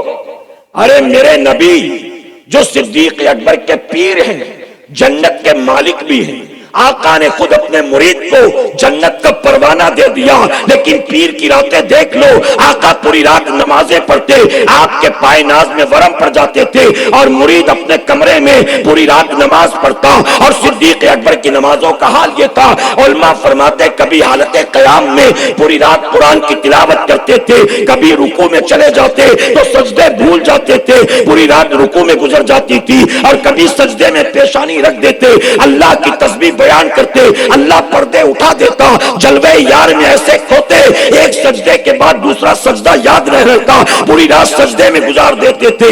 اللہ اکبر. اے سرکار مدینہ کے پیروانوں، تو پیر وہ نہیں ہوتا جو مریدوں سے جنت کے وعدے کرتا ہے، بلکہ پیر وہ ہوتا ہے جو جہنمی مرید کو جنت کے راستے پر چلایا کرتا ہے. صرف ہتھیلی پر جنت دکھایا نہیں کرتا بلکہ جنت کے راستے پر چلایا کرتا ہے. اور سنو اب تو مارکیٹ میں داڑھی منڈے بھی پیر آ گئے، اب تو کانوں میں بالی پہننے والے، کمر تک چوٹی لٹکانے والے، 10 انگلی میں انگوٹھی پہننے والے، ارے رات بھر قوالیاں سن کر فجر چھوڑنے والے پیر آ گئے. ہم نے تو بامبے میں ایسے ایسے پیر دیکھے جو خود ہی مریدوں کو بھر بھر کے چلم دیتے. چرس چلم گانجے کا دور چلتا ہے. اور جانتے ہو کیا کہتے ہیں؟ پیر صاحب کو دیکھتا ہوں نا عرس یاد آ جاتا ہے، پیر صاحب کو دیکھتا ہوں نا قوالی یاد آ جاتی ہے، پیر صاحب کو دیکھتا ہوں نا وہ رات جو پیر صاحب کے ساتھ گزارا تھا. پیر صاحب نے مجھے 2 بار اپنی جھوٹی چلم دی تھی. جب پیر صاحب کو دیکھتا ہوں تو چلم کا کش یاد آتا ہے، ارے ایک دم مارا تو ہوا میں چلا گیا تھا، ایسا لگا کہ پیر کی جھوٹی چرس پی کر میں جنت کی سیر کر رہا ہوں. ارے پیر کو دیکھتے ہو کبھی بریانی یاد آتی ہے، کبھی قوالی یاد آتی ہے، کبھی چرس چلم یاد آتا ہے. نبی نے فرمایا اللہ کا ولی وہ ہوتا ہے کہ تم اگر دیکھو تو تمہیں اللہ یاد آ جاتا ہے. دیگیں یاد نہیں آتی ہے مولا یاد آتا ہے، لنگر یاد نہیں آتا ہے رزاق یاد آتا ہے۔ یہ ہوتا ہے پیر، جانتے ہو، داڑھی منڈانے والا، غیر محرم مریدنیوں سے ہاتھ پر دبوانے والا وہ پیر ہوگا، مریدنیوں کو جمع کر کے چٹکلے سنانے والا پیر ہوگا۔ غوث اعظم کے زمانے میں بغداد شریف میں شور ہوا، ولی آ گئے، ولی آ گئے، باپو آ گئے، بابا آ گئے، پورے بغداد میں شور، پورا شہر امڑ پڑا ملنے کے لیے کہ کون آیا دیکھو، ہم بھی چلے، پورا شہر۔ غوث اعظم کو پتا چلا تو آپ نے کہا چلے ہم بھی ملاقات کر لیں۔ حضور غوث اعظم تشریف لائے ملنے کے لیے، اتفاق سے جس مسجد میں وہ ٹھہرا تھا جب غوث اعظم آئے تو وہ تھا نہیں، کوئی پکڑ کر لے گیا تھا دعوت کھلانے کے لیے اس کو۔ غوث اعظم مسجد میں انتظار کرتے رہے، 10 منٹ، 15 منٹ، آدھا گھنٹہ، 1 گھنٹہ، جب مزے سے پیٹ بھر کے کھا کے لوٹا، جیسے ہی مسجد میں داخل ہوا، وہ مسجد میں آیا، غوث اعظم فوراً اٹھے، مسجد سے نکل کر اپنی خانقاہ کی طرف چل پڑے۔ لوگ پیچھے پیچھے دوڑے کہ حضور اتنی دیر سے بابا کا انتظار کر رہے تھے، اور جب بابا آئے تو آپ بنا ملے ہی چلے جا رہے ہیں، ملاقات تو کر لیتے۔ غوث اعظم فرماتے یہ مکار ہے، یہ دھوکے باز ہے، یہ اول درجے کا جھوٹا ہے۔ لوگوں نے کہا استغفر اللہ، استغفر اللہ، ہر طرف ولایت کے ڈنکے بج رہے ہیں، ہر کوئی کہہ رہا ولی ہے، بابا ہے، باپو ہے، شیخ ہے، اور آپ نے نہ سلام کیا، نہ کلام کیا، نہ کوئی سوال جواب کیا۔ آپ اتنی بڑی بات کیسے کہہ سکتے بابا کے بارے میں؟ تو سنو، ولیوں کے سارے امام نے ولی کون ہوتا ہے یہ معیار بتا دیا، یہ طریقہ بتا دیا۔ غوث اعظم فرماتے جب وہ مسجد کے اندر داخل ہوا تو میں نے دیکھا اس نے مسجد میں اپنا الٹا پیر رکھا ہے، اور میں فوراً سمجھ گیا داہنا پیر اندر داخل کرنا یہ نبی کی سنت ہے۔ جو نبی کی سنت پر عمل نہیں کرتا وہ سب کچھ ہو سکتا ہے، اللہ کا ولی نہیں ہو سکتا ہے۔ یہ ولیوں کے امام نے فرمایا جو نبی کی سنت پر عمل نہ کرے وہ ولی نہیں، جو حرام کھائے پیے ولی ہوگا، جو حرام کاریاں کرے ولی ہوگا۔ اب تو پیر صاحب سٹے کا نمبر بھی بتاتے ہیں، سٹے کا نمبر۔ میں نے دیکھا ایک قبرستان کے پاس کھڑا، میں کسی کا انتظار کر رہا تھا، باہر ایک فقیر جیسا آدمی بیٹھا تھا، 2 لڑکے آئے اس کے پاس بیٹھ گئے یوں ہاتھ باندھ کے، تو تھوڑی دیر کے بعد اس نے کہا 13-15 13-15، وہ دونوں اٹھ کے چلے گئے۔ میں سمجھا ہی نہیں کہ کیا بول رہا ہے۔ تھوڑی دیر کے بعد 2 لوگ آ رہے ہیں، اس نے کہا 27-29 27-29۔ بعد میں نے وہاں کے ساتھیوں سے پوچھا کہ یار یہ کیا چل رہا ہے، مجھے سمجھ میں نہیں آیا، تو کہا یہ بابا سٹے کا نمبر بتاتا ہے۔ سٹے کا نمبر، ذرا سوچیں، وہ بھی بابا ہے، اچھا لگ گیا تو بابا پہ بھی تھوڑا خرچہ کرنا ہی پڑے گا نا، اور نہیں لگا تو کہا چلو آج کوئی بات نہیں، کل پھر بابا سے لے لیں گے۔ آپ جانتے ہو ولی کون ہوتا ہے؟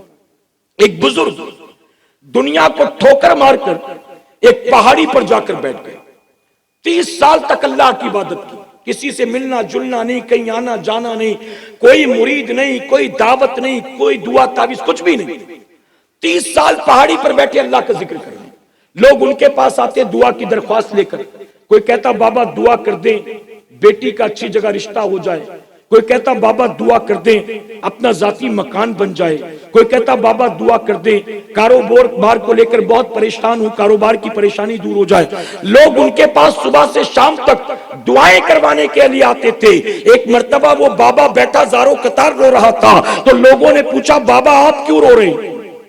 یہاں تو لوگ روتے ہوئے آتے، ہنستے ہوئے جاتے ہیں، آج آپ خود ہی رو رہے ہیں، رونے کی وجہ کیا؟ تو بابا کہتا ہے کہ جس دنیا کو ٹھوکر مار کر آ کر یہاں بیٹھا ہوں، 30 سال ہو گئے، میں اس لیے روتا ہوں کہ لوگ میرے پاس وہی دنیا مانگنے کے لیے آتے ہیں۔ جس دنیا کو چھوڑ چھاڑ کے میں یہاں آ کر بیٹھا ہوں، آج تک میرے پاس لوگ اسی دنیا کے لیے دعا مانگنے آتے ہیں۔ کوئی ایک نہیں آیا جس نے کہا ہو کہ دعا کر دیں کہ میں قبر کے عذاب سے بچ جاؤں، دعا کر دیں کہ میں محشر کی رسوائی سے بچ جاؤں، دعا کر دیں کہ میں جہنم کی آگ سے بچ جاؤں۔ آپ بتائیے ہم بھی جب بزرگوں کی بارگاہ میں جاتے تو کیا کرتے؟ یہی دعا کرواتے نا، حضرت ذرا دعا کر دیں قرضے کو لے کر بہت پریشان ہوں، حضرت تھوڑا دعا کر دیں بیٹے کی نوکری کو لے کر بڑا پریشان ہوں، لوگ یہ دعائیں۔ جبکہ صوفیہ فرماتے ہیں جب تم اولیاء اکرام کی بارگاہ میں جاؤ، مزارات اولیاء پر جاؤ، سنیوں تو تم وہ نہ مانگو جو تمہیں اچھا لگتا ہے، تم وہ مانگو جو انہیں اچھا لگتا ہے. سمجھے نہیں شاید آپ؟ تم وہ نہ مانگو جو تمہیں پسند ہے. غریب نواز کی بارگاہ میں جاؤ، شاہ عالم کی بارگاہ میں جاؤ، وہ مانگو جو انہیں پسند ہے. اور صوفیہ فرماتے ہیں تم ان کی پسند کا خیال کرو گے، وہ تمہاری پسند کی لاج رکھ لیں گے، وہ تمہاری. تو میرے پیارے آقا کے پیروانوں، عمل کے میدان میں اترو کہ انشاءاللہ. غوث اعظم فرماتے بے نمازی کو مسلمانوں کے قبرستان میں دفن مت کرو. غوث اعظم نے 40 سال تک، آپ نے سنا نا، اور بچپن سے سن رہے ہیں، غوث اعظم نے 40 سال تک عشاء کے وضو سے فجر کی نماز پڑھی ہے. اچھا سنتے ہیں زور سے سبحان اللہ بھی بولتے ہیں، لیکن سوچتے نہیں. ارے غوث اعظم جو صرف ہمارے پیر نہیں ہے، ہمارے پیر کے بھی پیر ہیں. غوث اعظم پیرانے پیر ہیں. ارے وہ غوث اعظم جنہوں نے 40 سال تک عشاء کے وضو سے فجر کی نماز پڑھی، ہم غوث اعظم کے عاشق ہیں تو آج طے کر کے اٹھے ہم عشاء کے وضو سے فجر تو نہیں پڑھ سکتے، لیکن آج سے ہم بھی روزانہ عشاء کے وضو سے عشاء پڑھیں گے اور فجر کے وضو سے فجر پڑھیں گے انشاءاللہ. اتنا تو کر ہی سکتے ہو نا؟ کرو گے؟ ذرا سارے بولیں. اتنی تو ٹھنڈ بھی نہیں ہے میرے بھائی. میں تو کرناٹک کے ایک علاقے میں بیان کر کے آیا جہاں 19 ڈگری ٹیمپریچر تھا. وہاں آپ سے زیادہ چارج تھے لوگ، کیونکہ باہر ٹھنڈ تھی، اندر ایمان کی گرمی تھی. یہاں تو باہر بھی اتنی ٹھنڈ نہیں ہے، پھر بھی آپ ٹھنڈے کیوں بیٹھے ہوئے؟ جب کوئی بات سنے تو ذرا محبت سے رسپانس بھی کیا کریں گے انشاءاللہ. تو میرے پیارے آقا کے پیروانوں، نماز کی پابندی کریں کہ انشاءاللہ. غوث اعظم فرماتے میں نماز کے لیے کھڑا ہوتا تو شیطان مردود کبھی کبھی اژدہا بن کر آتا، میرے مصلے کے چکر لگانے شروع کر دیتا، یہ سوچ کر کہ شاید اس کو دیکھ کر ڈر کر میں نماز توڑ کر بھاگ جاؤں گا. لیکن وہ جانتا نہیں تھا غوث اعظم اس کو دیکھ کر کیا ڈرتے. ارے یہ وہی تو ہیں جن کے بارے میں رب نے فرما دیا الا ان اولیاء اللہ لا خوف علیہم ولا هم یحزنون. جو میرا ولی ہوتا ہے اس کو کسی کا خوف نہیں ہوتا ہے. پھر شیطان اژدہا بن کر آتا تو اس سے کیوں کر ڈرتے؟ غوث پاک فرماتے جب میں مصلے سے نہ ہٹتا، اطمینان سے نماز پڑھتا رہتا تو میرے مصلے پر چڑھ جاتا تھا. کبھی کبھی میرے پیر پکڑ کر میرے پیرہن میں داخل ہو جاتا، کبھی آستین سے باہر نکلتا تھا، کبھی گردن سے باہر نکلتا تھا. آپ فرماتے کبھی تو ایسا بھی ہوتا میں سجدے میں جانے والا ہوتا تو سجدے کی جگہ پر وہ منہ کھول کر بیٹھ جاتا تھا. ایسا لگتا کہ میں سر رکھوں گا میرا سر اس کے منہ میں چلا جائے گا. لیکن فرماتے پھر بھی میں نماز نہیں توڑتا تھا، بلکہ رکوع سے اٹھتا اور سجدے میں جانے سے پہلے ایک ہاتھ سے اس کو ہٹاتا تھا اور اللہ کا سجدہ ادا کرتا تھا. ہم پر تو شیطان ایسے حربے بھی نہیں اپناتا ہے، بتائیے ہے کہ نہیں؟ ہم پر تو شیطان ایسے حربے بھی نہیں اپناتا. غوث اعظم نے فرمایا ایک مرتبہ میں نماز پڑھ رہا تھا، ایک بادل کا ٹکڑا میرے سر پر چھایا، آواز آئی عبد القادر میں تیرا رب تیری عبادات سے راضی، آج کے بعد تجھے کوئی عبادت کرنے کی ضرورت نہیں، ہم نے آج کے بعد تیرے لیے ہر حرام کو حلال کر دیا ہے، ہر ناجائز کو جائز کر دیا ہے. جب غوث اعظم نے یہ سنا فوراً غور کیا اور فرمایا یہ اللہ کا حکم نہیں، شیطان مردود معلوم دیتا ہے. آپ نے فرمایا لا حول ولا قوت الا باللہ. آپ کا اتنا کہنا تھا، بادل کا ٹکڑا چھٹ گیا، ایک دھوئیں کا گولا بن گیا اور کالے رنگ کے دھوئیں سے آواز آئی عبد القادر تجھے تیرے علم نے بچا دیا. غوث اعظم فرماتے ہیں ظالم اب بھی حملہ کرتا ہے، مجھے میرے علم نے نہیں بچایا ہے، مجھے میرے رب کے فضل نے بچایا. غوث اعظم تو ایسے مقابلہ کر کے اللہ کا سجدہ کرتے، اور ہم مزے سے بستر پر سوئے پڑے ہیں اور عاشق رسول بھی ہیں.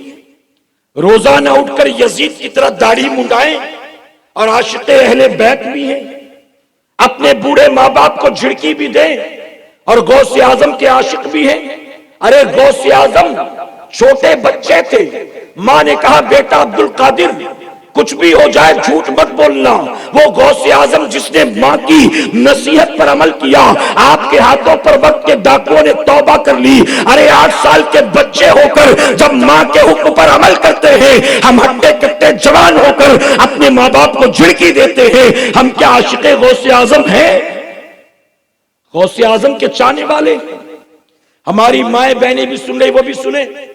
امام زین العابدین چونکہ ہماری بہنوں پر, عورتوں پر جمعہ کی نماز نہیں, عید بقرعید کی نماز نہیں, عورتیں نماز جنازہ بھی نہیں پڑھ سکتی, تو نتیجہ کیا ہوا؟ یہ چند دنوں چند راتوں والی نمازیں عورتوں پر نہیں, تو پورا سال گزر جاتا ہے کبھی اللہ کا سجدہ ہی نہیں کرتی. پورا سال. غلط تو نہیں کہہ رہا میرے بھائی؟ اچھا وہی عورت اپنے گھر میں جو ایک وقت کی نماز نہیں پڑھتی, اجمیر شریف پہنچ جائے تو دیکھ کر لگتا ہے اس سے بڑی وقت کے کوئی نماز ہی نہیں ہوگی. یہ تو وقت کی رابعہ بصری معلوم دیتی ہے.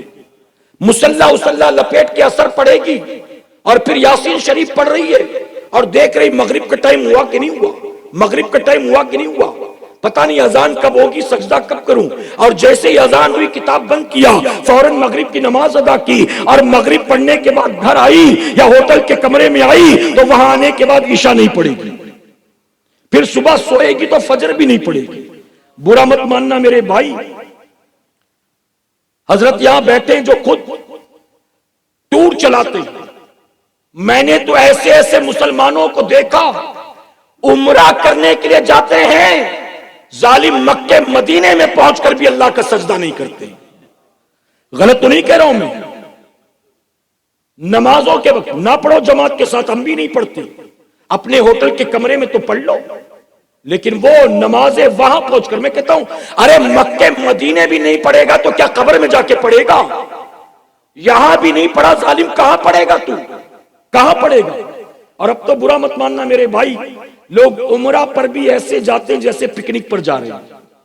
بلکہ میں نے تو کئی لوگوں کو دیکھا, وہ کہتے ہر سال گرمیوں کی چھٹیوں میں ہم کہیں نہ کہیں گھومنے جاتے تھے, پچھلے سال دبئی گئے تھے, اس سال سوچا چلو عمرہ کر کے آ جاتے ہیں. تو گویا ان کے نزدیک یہ عمرہ کرنا بھی ایک پکنک ہی ہے. اور پھر ہوگا کیا؟ ہمارے ایک ساتھی ٹور چلاتے ہیں, انہوں نے کہا میں ایک پیسنجر کو لے گیا تھا, اس نے ایک دن میں 2400 فوٹو کھینچے مدینے کو, گنبد کو. ارے وہ گنبد جس کو دیکھنے کے لیے عاشق ترستا ہے, ظالم وہاں پہنچ کے کہ گنبد نہیں دیکھتا, گنبد کو پیٹ دکھا کے فوٹو نکالتا ہے, جالیوں کو پیٹ دکھا کے فوٹو نکالتا ہے, خانے کعبہ کو پیٹ دکھا کر فوٹو نکالتا ہے. غلط تو نہیں کہہ رہا ہوں میں؟ اور عمرہ پر جاتے ہیں نا, عمرہ پر ایسا لگتا ہے کہ یہاں ساری عبادتوں کے ساتھ ساتھ ڈی پی پہ فوٹو ڈالنا بھی ضروری ہے, اسٹوری ڈالنا, اسٹیٹس ڈالنا, تاکہ لوگوں کو پتا چلے آج مکے میں تھے, مدینے میں تھے, طائف پہنچے, بدر پہنچے, یہاں گئے, وہاں گئے, زمزم پیا, بوسہ لیا. یہ ساری چیزیں اپڈیٹ کرتے رہتے, یہ بھی عبادت کا حصہ بن چکا ہے معاذ اللہ. یہ دین سے دوری کا نتیجہ نہیں ہے میرے بھائی. امام زین العابدین بیان کرتے ہیں, ہم جب مدینے سے چلے مکے کے لیے تو میری پھوپھی زینب ہمارے ساتھ تھی. جب ہم مدینے سے نکلے کوفہ کے لیے تو پھوپھی زینب اس وقت بھی ساتھ تھی. ہمیں کوفہ نہیں جانے دیا گیا, ڈائیورٹ کر کے ہمیں کربلا لایا گیا. کربلا میں بھی پھوپھی زینب ساتھ تھی. امام زین العابدین کہتے ہیں اس پورے سفر میں میری پھوپھی زینب ہمارے ساتھ تھی, اور میں نے دیکھا کہ پورے سفر میں میری پھوپھی نے ایک رات بھی تہجد قضا نہیں کیا. ہماری بہنیں سن لیں, ایک رات بھی تہجد قضا نہیں کیا. آگے فرماتے ہیں جب 10 محرم کی تاریخ آئی, 3 دن ہوئے ہم پر پانی بند تھا, ہمارے خیمے کے بچے بھی پیاسے تھے, عورتیں بھی پیاسی تھیں, ہمارے جانور بھی پیاسے تھے. 10 محرم کو یزیدیوں نے صبح سے جنگ شروع کر دی اور دوپہر ہوتے ہوتے ہمارے اپنے جتنے تھے سب کو شہید کر دیا. یہاں تک کہ مغرب کے بعد جب 11 محرم کی تاریخ آتی ہے تو 11 محرم کی شب کو ہمارے خیمے کے آس پاس ہمارے اپنوں کی لاشیں بکھری ہوئی تھی, اور ان لاشوں کا حال یہ تھا کسی کا سر تن سے جدا تھا, کسی کے پیر تن سے جدا تھے, کسی کے ہاتھ تن سے جدا تھے, کسی کے جسم کے कई टुकड़े हो चुके थे, किसी का जिस्म तीरों से छलनी हो चुका था और किसी के जिस्म को घोड़े की टापों से रौंदा गया था। इमाम ज़ैनुल आबिदीन कहते हैं उन 72 लाशों में मेरी फूफी ज़ैनब के 2 बेटे भी थे और मोहम्मद, लेकिन कहते मैं देख कर हैरान था। 11 मुहर्रम की रात आती है, हमारे खेमे के चारों तरफ हमारे अपनों की लाशें बिखरी थी, लेकिन उस रात उठकर भी मेरी फूफी ज़ैनब तहज्जुद की नमाज अदा करती। अरे जिनके घर की औरतों ने अपने बच्चों, भाइयों, भतीजों, भांजों की लाशों के सामने अल्लाह का सजदा नहीं छोड़ा, तहज्जुद की शक्ल में अपने घर बैठकर उन्होंने फर्ज छोड़ा होगा, वाजिब छोड़ा होगा, सुन्नत छोड़ी होगी। हमारे घर की औरतों का यह हाल है, पूरा पूरा साल अल्लाह का सजदा नहीं करती। शौहर की रोजी में बरकत के लिए तावीज चाहिए, बेटी के अच्छे रिश्ते के लिए तावीज चाहिए, बेटे की नौकरी और कारोबार के लिए तावीज चाहिए। मैं कहता हूं सुनो, अगर तुम चाहती हो अल्लाह तुम्हारे शौहर की रोजी में बरकत अता करे, अल्लाह तुम्हारे बेटे को कामयाबी और इज्जत अता करे, अल्लाह तुम्हारी बेटी के लिए गैब से बेहतरीन रिश्ते का इंतजाम करे, तुम्हें किसी के पास दुआ तावीज के लिए जाने की जरूरत नहीं है। जब अल्लाह का मुनादी अल्लाह के घर से हय्या अलस सलाह, हय्या अलल फलाह की सदा बुलंद करे, फौरन वजू करके मुसल्ला बिछा लो, अपनी पेशानी को सजदे में झुका लो। मैं मिंबर पर बैठा हूं, जिम्मेदारी से कहता हूं, यहां तेरी पेशानी झुकेगी, वहां अल्लाह तेरे शौहर की रोजी में बरकत अता फरमाएगी। गौसे आजम की बारगाह में मुरीद ने आकर कहा, कमाता बहुत हूं, बरकत नहीं होती। गौसे आजम ने फरमाया नमाज की पाबंदी कर। सुना है ना आपने? फरमाया नमाज की पाबंदी कर। उसने कहा मुरीद आपका और बेनमाजी? अल्हम्दुलिल्लाह नमाजी, मैं नमाजी हूं। गौसे आजम ने फरमाया बीवी बच्चों को नमाज की ताकीद कर। सुना है ना आपने? समझते क्यों नहीं, अमल क्यों नहीं करते हो? सुन सुन के बचपन से सुन हो गए, अमल के मैदान में कब उतरोगे? मेरे प्यारे आका के प्यारे दीवानों, गौसे आजम ने कहा बीवी बच्चों को नमाज की ताकीद कर। क्यों कहा गौसे आजम ने? क्योंकि वो जानते थे नबी का फरमान है, जो खुद नमाज की पाबंदी करेगा, बीवी बच्चों को नमाज की ताकीद करेगा, अल्लाह उसको उस जगह से रोजी देगा जहां उसका गुमान भी नहीं जाता है। तू सोच नहीं सकता, ऐ जीएसटी का रोना रोने वालों, नोटबंदी का रोना रोने वालों, पेंडेमिक का रोना रोने वालों, कोरोना का रोना रोने वालों, गवर्नमेंट की पॉलिसीज का रोना रोने वालों, फाइनेंस मिनिस्टर के फेल बजट का रोना रोने वालों, रिसेशन और महंगाई का रोना रोने वालों, लॉकडाउन का रोना रोने वालों, अरे तुम दुनिया का रोना रोते हो। अगर तुम रिस्क में बरकत चाहते हो, अल्लाह के हबीब के फरमान पर अमल करो। नबी ने फरमाया तू नमाज की पाबंदी कर, अपने बीवी बच्चों को नमाज की ताकीद कर। सीएम कोई भी होगा, पीएम कोई भी होगा, अल्लाह तुझे उस जगह से रोजी देगा जहां तेरा गुमान भी नहीं जाता। तुमने क्या समझा मुसलमानों? रोजी देने वाला हमारे स्टेट का सीएम है, रोजी देने वाला फाइनेंस मिनिस्टर है, रोजी देने वाला हमारे मुल्क का पीएम है? नहीं नहीं, रोजी देने वाला वो है जो समंदर की तह में रहने वाली मछलियों को भी रोजी देता है, जो बिलों में रहने वाली चींटियों को भी रोजी देता है, जो हवा में उड़ने वाले परिंदों को भी रोजी देता है। अरे रोजी देने वाला मेरा रब वो है जिसके बारे में सूफिया फरमाते हैं, अमावस की काली रात में काले रंग के पहाड़ पर, काले रंग की गार में, काले रंग की मिट्टी में अगर काले रंग की चींटी चलती है, अल्लाह उसको देखता भी है, उसके कदमों की आहट को सुनता भी है, और उसी जगह पर अल्लाह उसे रोजी भी अता फरमाता है। अरे जो सांप बिच्छू को रोजी देता है, अपने हबीब के उम्मतियों को रोजी नहीं देगा, नहीं देगा।